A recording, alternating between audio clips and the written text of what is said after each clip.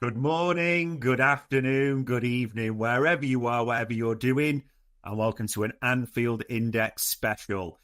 I'm looking forward to this one a lot, people, I've got to be honest, although there are some stats or some things we've got to look at that have been happening for a while, to be honest, that aren't the most pleasing, but they've got to be looked at, they've got to be discussed. And the reason they've got to be discussed is I managed to snaffle him. What could you want but the football data editor at Opta Joe, the main man at Stats Perform? You'll have seen him on LFC TV. Mike Reid is here with us. Mike, how are we doing? Yeah, well as we can be in an international break after Liverpool are struggling for form and it's freezing cold outside. But other than that, we're all good. It's all good. We are all good to an extent, and the football's back. The main stuff comes back on Saturday. But I mean, if you haven't seen it, people, I've got to show this because fair play, and it probably will be bashful about this, but this is an absolute work of art.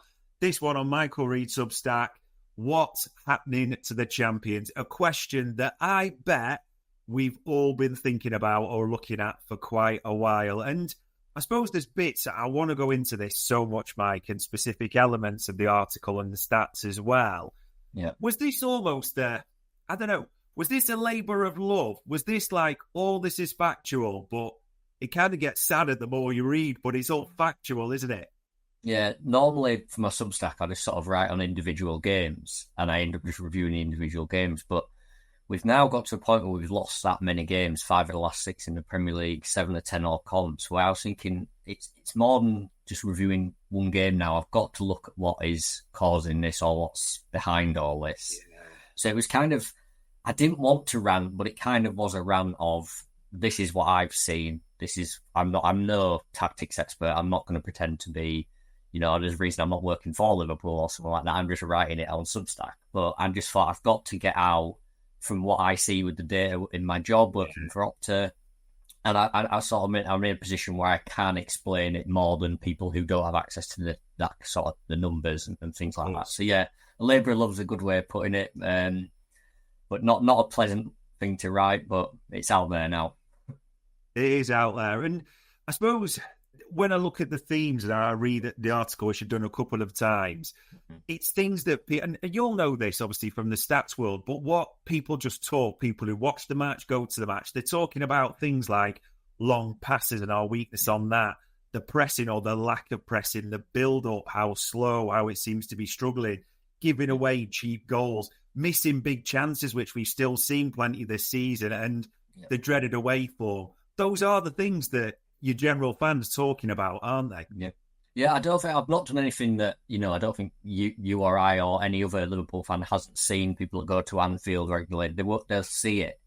And so I've not written about anything. I don't think that I'm not breaking any new ground or telling people anything new, but I'm just giving the data and the facts to back it up essentially and actually prove that it is what they're seeing is genuinely bearing out in the numbers as well. Yeah, a lot of things are coming under the eye test, bearing out in the wrong way probably. So the first one I wanted to ask you a bit, so we'll jump around this article, people, because there's some great insights, not always the best to read, but you've got to explore them a bit. This first one, Matt, I mean, Liverpool have conceded 36 goals in 22 games. We were champions last season. I mean, 1.6 per game at the moment. And as you put there, that table, the second worst rate among the clubs, in Europe's top 5 leagues. I mean, when you saw that stat, and obviously the breakdown of that, whether it's, fast breaks, set plays, which we've talked about, people are going to think about that long throw against Brentford, aren't they? Yeah. I mean, there's so much that goes into that. Is there any of that concerns you the most, such as the nature of one of those goals or how they're conceded, maybe?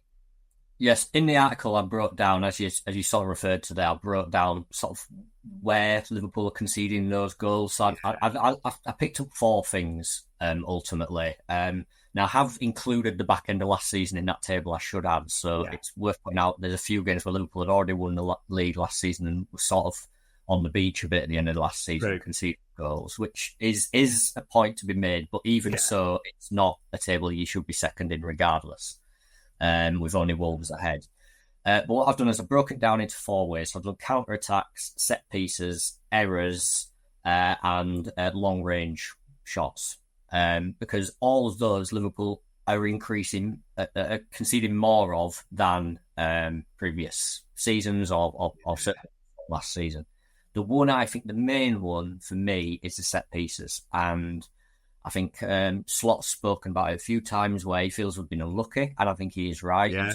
We haven't actually scored other than Soberslai's free kick from a set piece this season, but we conceded 7 goals from set pieces in the Premier League this season, which, of the 17, so 7 out of 17 goals have been set pieces, and that doesn't count penalties as well. Of course, Brentford scored a penalty against us. So only Forest and West Ham have conceded more than that. Now, if Forest and West Ham are in the relegation zone, there's a reason they're down there. So you don't want to be being compared to them in any of these tables. It's as simple as that. 3 of them have been corners, which is as many as Liverpool conceded from corners the whole of last season. So that tells you, it's the downgrade there. 3 have been from throw-ins, which, is a trend in the whole Premier League. Everyone's obsessed with set pieces and throw-ins this season. It's become, the percentage of time the ball's actually in play is lower now than in any season on Opta's records. So a lot of teams are focusing on set plays, and Liverpool have now hired a set play coach, by the way. True. Yeah. So it should be something we are working on. It was something I was sort of aware of in the summer. I was thinking, we've signed Wirtz, we've signed Frimpong, Kirkes. We're making the team a lot shorter, I felt. And I know it's not just down to height. Alisson's been out as well, and he's really commanding presence in the box, stealing the corners. But I did feel we were just maybe making the team a bit shorter, and I was a bit concerned there in terms of how we're going to be defending set plays. And it's 7 in 11 games, and it took 29 games for Liverpool to concede 7 from set pieces last season. So the downturn is there for all to see. Listen, I'm not a set piece coach. I'm not an expert. I can't explain that. And as I say, we've had throw-ins, corners, and one from a free kick. So it's been different types of set pieces. It's not just the same type. So you'd have to have someone more intelligent than me in terms of analysing set pieces to explain that to you. But yeah, I'd say that's the one area where if Liverpool can stop that, that's a significant portion of our goals conceded that would then stop, and that would help. Yeah, it does feel like Aaron Briggs has got his work cut out, or Arne Slot may just be tapping on his office door in the near future. And I mean, you broke down brilliantly like the different elements. I mean, some of the stats as well, the ones that are going up are going down and vice versa a little bit, because there was 3 that I know you pointed to as well, and we'll call a few out. That the turnovers, I mean, that's fallen. I think it was about 10.5 to 6.8 per game on average. Yeah, pressing people talked about as well, 15.8 down to 10.9. And PPDA, which is one we talk about on up quite a bit, that should be going down, but that's up from 9.2 to 11. I mean, I'm no statistician. I'm going to steer to you on this, but if there's 3 big metrics that should be going up or going down and vice versa, there's a few red flags there, surely. Yeah, listen, they were down last season on Klopp's season, so it's worth pointing that out, because if you look at the table there were 8.1 high turnovers last season. Klopp's final season was 10.3. Press sequences were at 12.4 last season. Klopp's last season was 15.8. Now, Klopp his whole game is built around pressing, and that is the way it's supposed to be. I don't think Slot was ever going to be as high as Klopp, and that's fine. But so the drop-off last season was fine because Slot then controlled games in different ways. It was a more measured approach. But this season, if you look at the numbers, they've even dropped off quite significantly, I would say, from last season. So from 8.1 last season to 6.9 in terms of the high turnovers, so over one a game fewer. And the press scenes is almost 2 fewer, 12.4 to 10.9.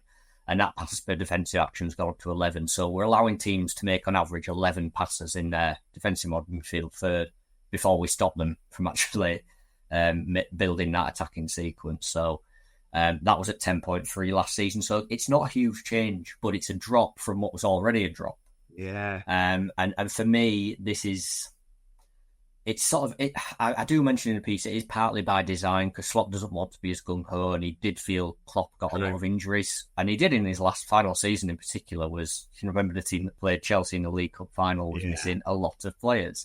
And part of that was down to the intensity that maybe Klopp put on the players, certainly in training. And Slot has dialed that down, says, I want my core 14, 15 players to stay fit for the whole season. Worked last season, albeit only in the league. You could argue it didn't work in other competitions. But it worked in the league. This season, though, it's dropped off even further. And I think he's got to go one of two ways now. He's got to either say, right, because we're not pressing, got to be more compact defensively. Yeah. Or I've got to step up and press. Because in the middle, I think we're sort of in a middle ground between the two, which is nowhere. And that's causing some of the problems there. And people will think back to that City game, which was so passive, wasn't it? It was neither a low block, a high press, like Real Madrid at the same time as well. And I mean, it's interesting because we're talking about possession. I think back to that Real Madrid game where I think we had about 36, 37 when it was recorded that way. But this is important to say in the article. It mentions we're averaging about, I think it's just below 61% possession, isn't it, this season? But with that, generating fewer meaningful actions, if you want, sequences, shots, however you want to put it. I mean, there's no other way of interpreting that, but there's a decline there, isn't there, surely? Yeah, that's my view, is we're struggling in to build up these attacks. So we're not only not pressing, but then we're allowing opponents time. We've got this sort of deliberate slow build-up. We're allowing opponents time to get into, I don't really like the term low and mid-block, but that's the term everyone understands and uses. Numbers behind the ball. We're allowing teams to get behind the ball and sit in, whether it's two banks of four, bank of five and a bank of four, whatever it is. We're allowing teams to sit into that position against us. And then we're sort of, what we try to do is invite them to presses. So you'll see Van Dijk will stand on the ball or Konate will stand on the ball and he'll wait for someone to close them down before then playing the pass. Because then once they're being closed down, the space opens up somewhere else to then pass through. But the minute teams are just going, why would we close you down? You know, there's no... We will sit in this shape and, you know, as long as we cut your passing lanes to players like Salah, who's getting the ball less this season than ever, play even your likes of Gakpo and Ekitike up front, if we cut your passing lanes and certainly to Florian Wirtz, we're just happy to have Konate and Van Dijk on the ball and not have an option forward. So, in terms of the numbers there, I think that out the possession, as you say, is high, 60.7%. Last season it was 57.9%, so it's gone up by about 3%. Yeah. But that's despite the fact that our number of passes are down and the passes per sequence are down. So to me, that shows you slow build-up. It shows we're not playing these quick passes. We're playing slow passes. We're holding on to the ball for a while. And then build-up attacks per game is what I've then gone to show how many of these types of periods of play where we have a lot of the ball are we actually creating a meaningful attack from. And that's at less than 3 a game now, which is very, very low. Last season it was 3.8. Klopp peaked at 4.4 in that 21-22 season with Thiago pulling the strings and he's brilliant at that. But so Liverpool, we've got 13 minutes into this podcast and we've shown two ways, presses and on the ball, where Liverpool are struggling at the minute. So, not a good sign. And people, it's just being factual for anyone's arguing. And I think it bears out what we've seen on the eye test, just struggling especially. These people have seen against City. They were happy to cut off that avenue to Van Dijk, give Konate the ball. He's got no real options there. And look what unfolded in that regard. So it's all factual in terms of those numbers that we're talking about. And you mentioned a few players because it is important to talk about like who's there. And it's interesting because you mentioned, I like the contrast between both in the article about new players coming in and them adapting, like Florian Wirtz being the obvious one, and obviously the positions he's played, we all know, and even Gravenberch and Trent leaving, that adaptability. It's interesting because if I'm reading it right, the way you write about it, because everyone wants to go, it's this, it's that. Sometimes the answer is it's a combo of both. If the existing players aren't hitting the mark as you bring it in the stats and the new players are adapting, it's just almost a toxic combination for this, isn't it? Well, at the start of the season, we won 5 in a row. And players, Ekitike started brilliantly. Frimpong had a few injuries, so he couldn't get in the team so much. But Kerkez was a regular in the side. Wirtz was a regular in the side at the time. He was playing, he hadn't got the goal or assist. So it started okay, but we knew we weren't perfect in those wins. A lot of them were narrow wins, late wins, whatever. And I think at the time I sort of chalked that up to teething problems. I thought once the new players gel in with the older guard, the likes of Soboslai, Salah, and the gel together, this could become something special. But it's not gone that way. It's gone the other way. It's become worse. And I do not blame, and I think I've tried to do this in the article, I don't blame the individual players at all. Yeah, and I don't think it's any of their faults as such. I think some players are struggling for form for various reasons. That is what it is. All players go through that. I think this is a general team issue or a tactical issue where Liverpool are neither here nor there in terms of Slotter's built this team now. This is what we can call Slotter's team. Last season it was Klopp's team. This season, okay, Slotter's not in charge of the transfers. That was down to Richard Hughes and the people above. But it's what you would more call what Slot wants to do with this team. But we're not seeing that yet, I don't think. No. We're not seeing this vision Slot has for what he wants this team to be. You know, he's having to put, last couple of games, he's put Wirtz on the left wing. I don't think that was the plan when he was signed. He was clearly planned to be behind the striker.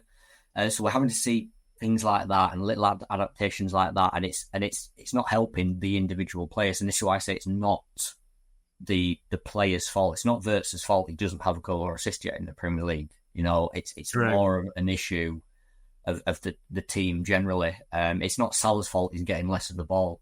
It's because we just haven't got this structure right. And we now we need it to happen quickly, which because of the defeats we've suffered, we need it to start to gel a lot quicker. So that's the problem that Slot's got to work out ultimately. That's his job with the coaching staff to work it out. How do I get the best out of the individual players that I have and quickly? And you're right, he's got to do it quickly. We'll talk about the run that's coming up in this period as well shortly. But you mentioned it still strikes me as right. If you think about the signings that we made, sometimes you can be honest and say they tended to be quite short players, didn't we? We bought people who were less aggressive, more, as people I'd say, more ballers than the physicality and that element that way. So is there if you're Aaron Briggs, you can't put Florian Wirtz and Milos Kerkez on a stretch rack, can you? You can't you can't send Cody Gakpo to SAS Who Dares Wins and make them tougher and more physical in that way. I suppose when you look at the numbers, especially on set pieces, are we going to have to suck this up for a while, or do you think there's anything when they look at the numbers and the way the goals are being conceded, they will be thinking about right now? Well, I would say a lot of it is second balls at the minute.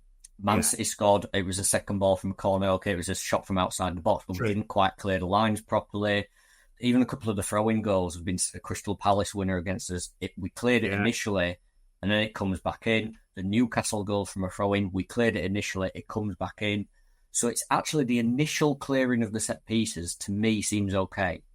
It's then, we're not then picking up that second ball or getting out of the defence quick enough. Now, that's probably what needs to be worked on. And that's nothing to do with player physicality. That's nothing to do with player height. That is, get out. You know, once you've won that initial header, it's generally Van Dijk or Konate. Mamardashvili is a bit more of a passive goalkeeper than Alisson in terms of claiming crosses, and I think that's been a factor, and I'm not blaming Mamardashvili there.